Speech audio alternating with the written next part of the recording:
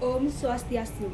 Halo semuanya, perkenalkan nama saya Coisti Trisna Dewi, nomor 3 dari kelas 12 MIPA 1. Di sini saya akan membahas mengenai perjuangan menghadapi ancaman disintegrasi bangsa.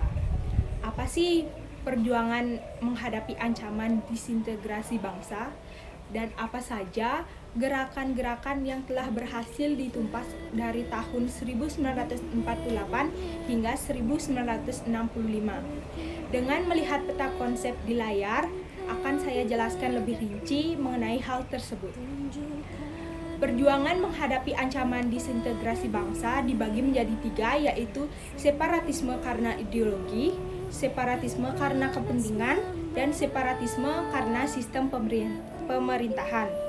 Yang pertama yaitu separatisme karena ideologi, yaitu PKI Madiun 1948, DITII, dan peristiwa 30 September 1965. Yang pertama yaitu PKI Madiun 1948 adalah gerakan yang dilatar belakangi oleh program RERA atau rekonstruksi dan rasionalisasi angkatan perang yang membuat kader komunis di TNI menjadi berkurang. Gerakan ini dilakukan tanggal 18 September 1948 dengan tujuan membentuk negara Republik Soviet Indonesia dan dipimpin oleh Amir Syarifuddin di FDR dan Musso di PKI.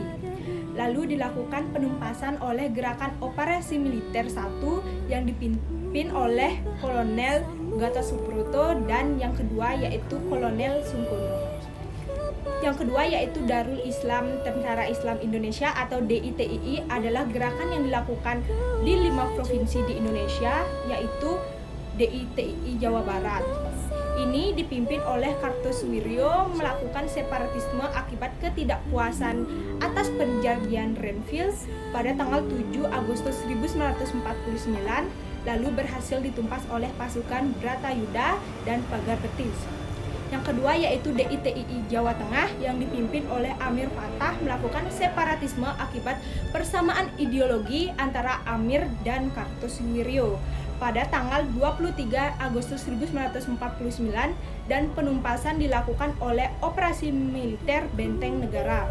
Yang ketiga yaitu DITII Sulawesi Selatan yang dipimpin oleh Kahar Muzakar melakukan separatisme akibat Komando Gerilya Sulawesi Selatan ingin masuk ke APRIS.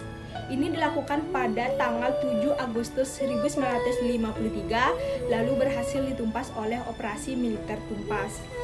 Yang keempat yaitu DITII Aceh yang dipimpin oleh Daud Bereh melakukan separatisme akibat ingin adanya penurunan status Aceh menjadi keresidenan pada tanggal 20 September 1953, lalu berhasil ditumpas melalui Musyawarah Kerukunan Rakyat Aceh.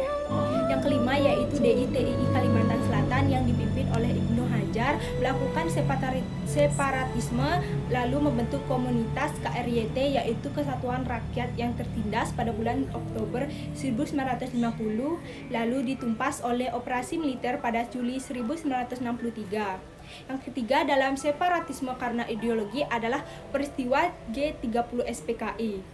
Ini merupakan gerakan yang bertujuan untuk menggulingkan pemerintahan Presiden Soekarno dan mengubah Indonesia menjadi negara komunis.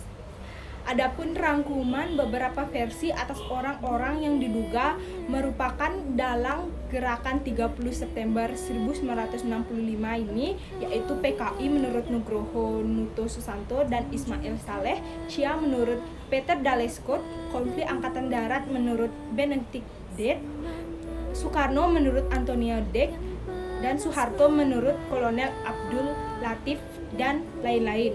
Lalu diberikanlah gelar pahlawan revolusi kepada perwira yang gugur dalam tragedi ini.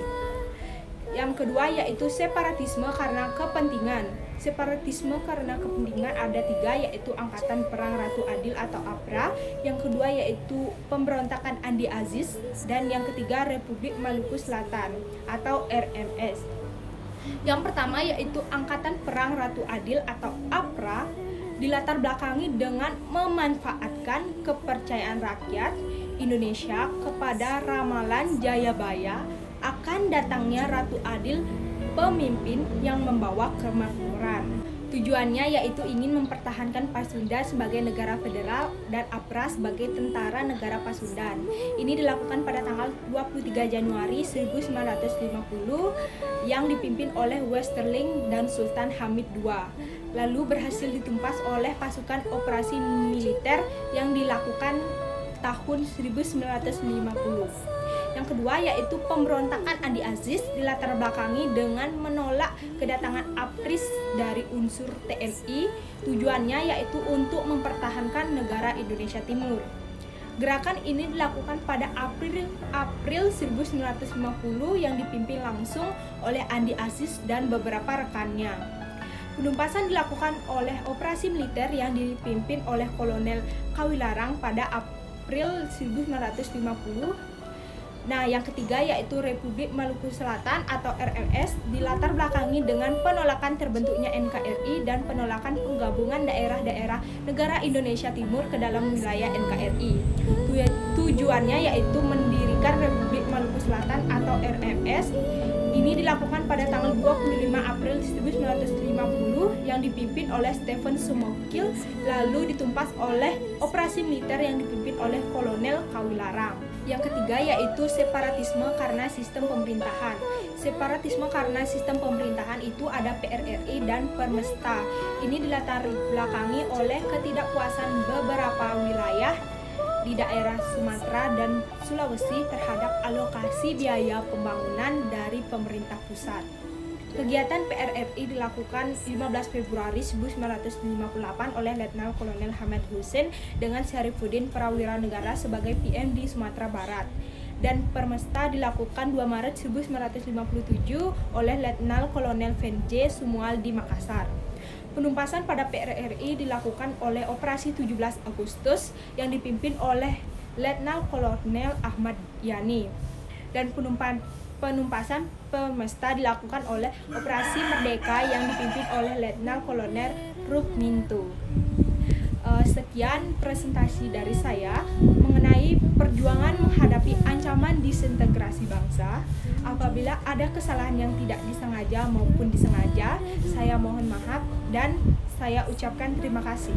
Saya tutup dengan Prama Santi. Om Santi Santi Santi Om.